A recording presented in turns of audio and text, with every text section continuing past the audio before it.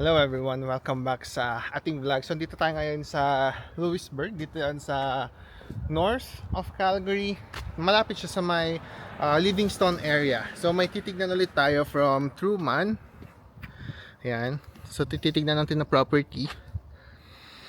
This is 550,000. So nag-range siya from 540,000 to 560,000. Depende kung first time home buyer kayo na meron kayong GST rebate, kasi kung may GST rebate kayo, you can get this as low as 540,000 lang. And kung ganito yung price range na tinitignan nyo, around 540, 550 ganyan na mga property, kailangan niyo ng at least 120,000 na annual income, household income, kapag kayo ay first time home buyer. Kasi kapag first time home buyer kayo, pwede kayong mag-extend ng amortization from 25 years to 30 years. So kapag 30 years yung amortization ninyo, you need 120,000 na annual income. And kapag kayo ay hindi first time home buyer, tas gusto nyo lang ng 25 years na amortization, mag-i-increase lang yung inyong required income to 125,000 to qualify for this property. And so pasok tayo sa loob, nandun yung realtor natin, trusted realtor natin, and very reputable realtor. And explain niya sa atin kung ano yung GST rebate na sinasabi ko for first time home buyers. So let's go. So ito na yung bahay. Yan na si Eric Blas. Hi, kumusta po? How are you guys? Yan ang realtor na the best dito sa Calgary. Hindi naman. Selling or buying. So yan, Yeah. pag-uusapan namin dito, itong property kasi na to, it's a spec home, 550,000 yung listing price niya. Pero pag si Eric yung realtor ninyo, he can always try to negotiate. We'll do our best. Right? We'll do our best. We'll do our best, Yeah, right? yeah.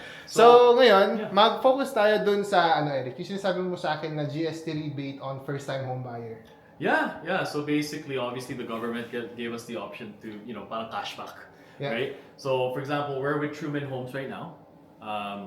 Again, you can either have it reduced from the price of the house, or you can just file it later on And get get the that cash. and then get cash. Okay. Right? So, for example, yung isang kliyente namin, so what we did was, obviously, they didn't take it on the price of the home, Yeah. but they were able to grab it later on kasi nag-borrowed sila ng pera.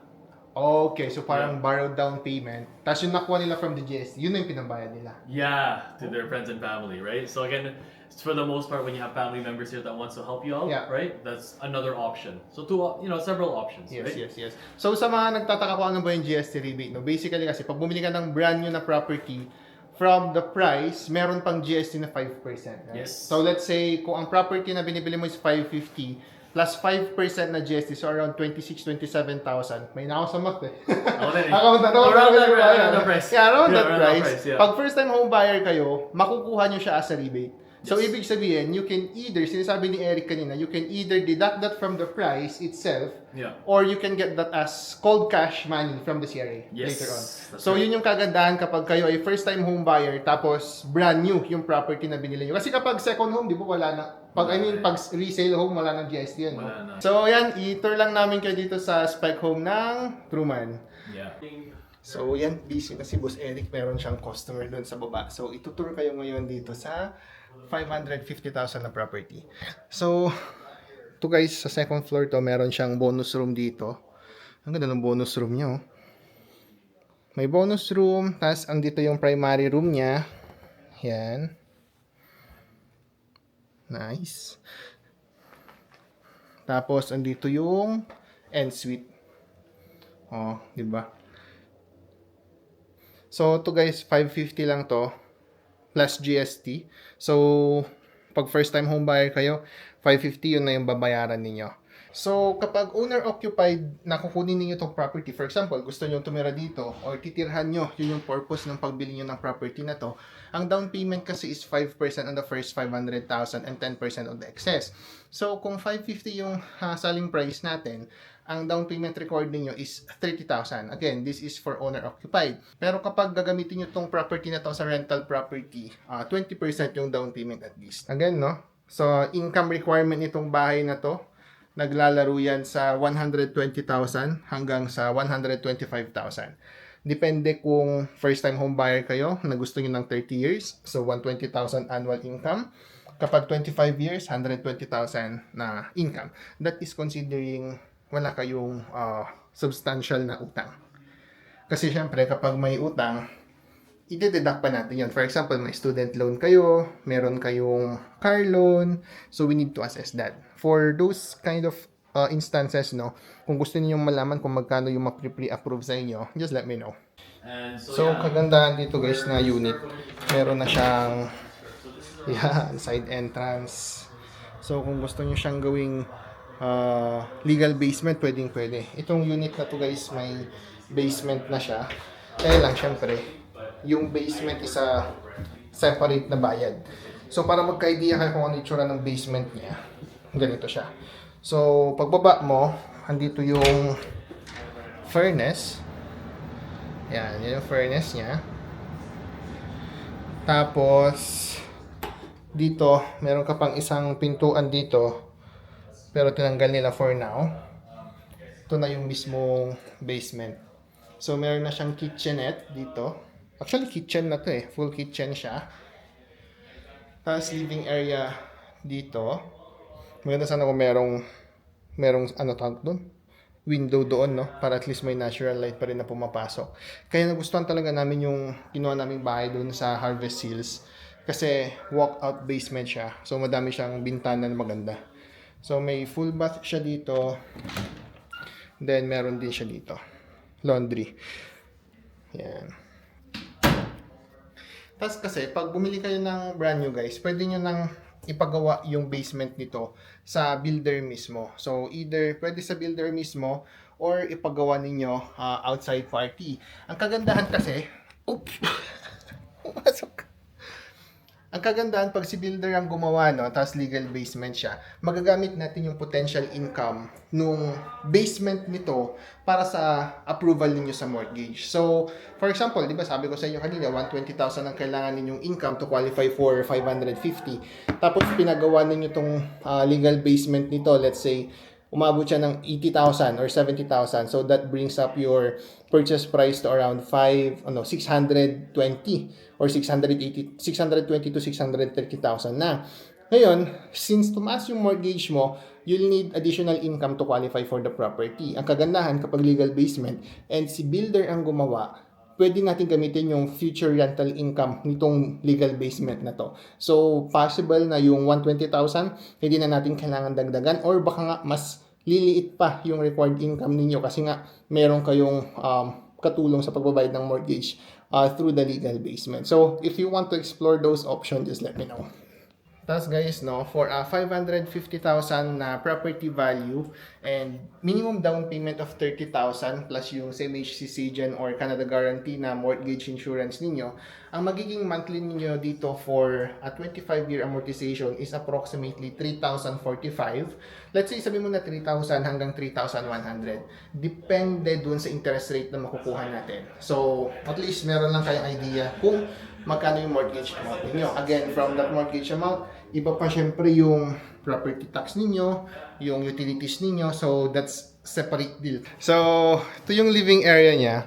So, habang tinuturo ko sila, maybe talk about what spec home is. Kasi lagi naririnig yun eh.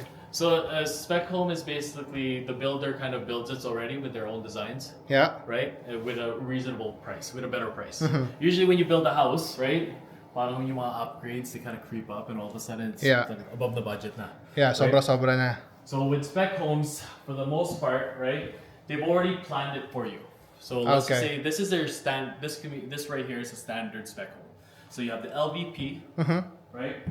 The gas line, the hood fan, you know, the double fridge, right? And then the risers, well, the cabinets go all the way up. Kasi minsan yun. Totoo. Merong putol, no? Merong putol, tapos it's all dirt that accumulate, right? Yeah. So since Truman is the only one of the cabinet companies, it's a lot cheaper for them to build it like this, right? So, ibig sabihin, mas mura kapag spec home yung binili mo? Yes. It's usually $30,000 to $40,000 cheaper. To build from scratch, right? Kasi nga sabi mo sa akin kanina parang bundle na siya ng ginawa nila. So 10 unit na ganito. Yes. So lahat ng materials nila bundled na lahat. Kaya mas mura. Yes. Yeah, for the most part. And then obviously that's good to know. We manage quite a bit of communities. Awan and Just we're really busy. Like we have 4 or 5 show homes that we're working on. So sometimes when the spec homes are in the foundation level, we still get to choose options of colors. Ito yung mga palettes na yun. Yeah. So sometimes you want a darker finishing or lighter finishings. Then a lot of these options can happen. Yeah. But once kunwari yung spec home is at close to possession, Completion na. it's pretty much fixed, right? Kasi for example, ito, gawa na talaga, hindi mo na mapapalitan. Yeah. So yun din yung isang disadvantage kapag spec home. That is a disadvantage Yeah. because you don't really get to pick and choose, right? Yes. But with lane homes, one thing you have to understand is that we want to make sure when we're building a house, it meets everyone's criteria, right? Kasi kunwari gusto mo yung flooring itim, then all of a sudden this is brown. You know, like Yes, we want to yes, try yes. to make the properties to be super neutral. Yeah. So that way it's like when you decide to sell, Mas malaking mas madali i-market it's kumbaga. madali market. A lot of the wala kaming wire shelvings, so it's all kind Oh of yeah, built in already. built-in. Yun yung napansin kong isa. Yeah, Parang mga cabinets na siya na ganito. yeah. Mas maganda to kaysa sa mga wires. Oh yeah, of course. It doesn't better, Looks right? looks better. It looks better, Yeah. right? Tapos dito yung may washroom din dito. Yeah. Yeah. One of the things that we do with Truman, right, is that once you go to the basement, we already added the side, Side entrance. right? Yun yung sinasabi ko eh. Lalo pag gusto nila ng legal basement, importante talaga may side entrance ka. Yeah, side entrance Yun. right there. Yeah, so we're in the second floor. There's a bonus room over Yeah. here, right? I really like bonus room. It's a good Ito yung size. wala dun sa amin. Kasi yung sa amin ginawang kwarto. Yeah, So naging 4 bedrooms yung sa amin. Instead of 3 bed with 1 bonus, ginawang bedroom yung isang bonus room. you know what? It's your pros and cons, right? Yeah. So paminsan-minsan, for me, right, I like my second floor as privacy. Yes. Right? So, because like when I have people over, when sometimes there's like 40 people living, 40 people at my house, right? Yeah. I don't like them coming to my bonus room. I Oh, just that's rather true, have them that's in the true. main floor or the basement. Yeah. Alam mo naman yung mga ano eh. Para hindi na pumunta sa second floor. Yun naman yung mga laundry ko eh, di ba? Yung laundry ko, tinatapon lang, right? Right? So true. like, for the most part, our house is fairly clean, right? Yeah. But again, I got 3 kids. So you don't know, right? Kasi alam mo yung mga kulay dito, Oh. right? So, Yeah, right. So, ang kagandahan din pala dito, guys, napansin ko, no, sa mga bagong bahay, andito na yung laundry sa taas. yes. So it's So, over here. ando sama. Ay, kala ko dito. Yeah, Yan. that's Yan na yung laundry. Mas Yeah. madali siya, convenient siya kasi paglabas mo, mga kwarto na. Yes. Hindi ka naakyat bababa to do your laundry. Yeah, so you have your kids to do it because it's Yeah. right beside here. Yeah, Right? yan yung rooms ng kids, no? Yeah. Oh, di ba? So you have your second and third bedroom over here, right? So as you go in, right? Again, you go in here, they don't have any wire shelvings. Oh, standard talaga sila na Standard. ganyan. Maganda. Yes. Over here as well too. As you can tell that the carpet is textured. Yes. Again, second and third bedroom also has the, Hindi siya built-ins. wire. A little bit Yeah, of ang ganda. a bit better than wire shelving, right? Oh, yeah. As you go Tsaka hindi siya yung standard na ano, alam mo yung parang cord yun na the foldables, bifold, yeah. bifolds, yeah. para na siyang pintuan na dalawa. Yeah, you want to just try to, just make it more of a premium look. Yes. At the end of the day, right? As you go here, if you noticed, right? I'm not very tall. I'm only 5'7", right? So usually the standard is around this height, Yeah, right? 34. So this is heightened up, so it kind of helps out as well too, Yes. right? Which is kind Hindi of ka nice. nayuyuko. Hindi ka nayuyuko, Yeah. right? It's usually like a cost for most builders, but Truman does it Oh, standard. I see. Yeah. This is their Washroom. signature over here. Kind of just opens that up a bit more, Oh, yeah. right? So it's kind of nice. Goes Anong to 8 to 9. anong tawag sa ganyan? Coppered or tray ceilings. Ano? Tray ceilings. Tray ceilings. Yes. So, 8 and 9. So, 9 yung nasa taas, Yeah. 8 yung standard niya. It just looks at it. Just kind of just changes the atmosphere. Yes, more, yes. Right. Mas maluwag siya tignan. Yes, that's right. So Lakas over here, makadayan, this no? is a king size bed, of course. So it's a good size for Ah, king most, size right? pala siya. Yeah, right. As you go over here, you have your walk-in closet, right? It's really nice. 'Cause, Again, it's built-in ulit. It Hindi siya kind of. wired. I like the built-in, so you don't need more yung mga drawers, Yeah. right? So nice and convenient. Ang ganda. Over here, again, you have a, Same no, mataas pa rin ano. mataas, Ang ganda. right? You have your shower here, pretty standard, and then it's all obviously luxury Vinyl, right? Tiles. Laki ng window niya. Yeah, Windows is massive. This is also included already. Oh, pati yung mga blinds. Yes. Ayos Sa amin, walang blinds eh. Yeah, So, yan yung property dito sa Truman. No? Again, sabi ko nga sa inyo kanina, income-wise, you need at least 120,000 to 125,000 depende kung 25 years or 30 years amortization ninyo. Kung gusto niyo malaman kung magkano yung pre-approval niyo, just let me know. My name is Edwin, your Pinoy Mortgage Broker here in Calgary. Kasama ko si Eric from EXP Realty. the link below about my Google reviews, so that way they can. Yeah. You can vouch for him. You can also, Yeah, realtor ko, ilang beses na, 3 beses na. Yeah. Buying, selling, and buying ulit. So yan lang guys for today's video. Again, thank you so much for watching. This is Edwin from Dre's Canal Vlog, and this is my guest, Eric. So see you again next time. Bye-bye. so,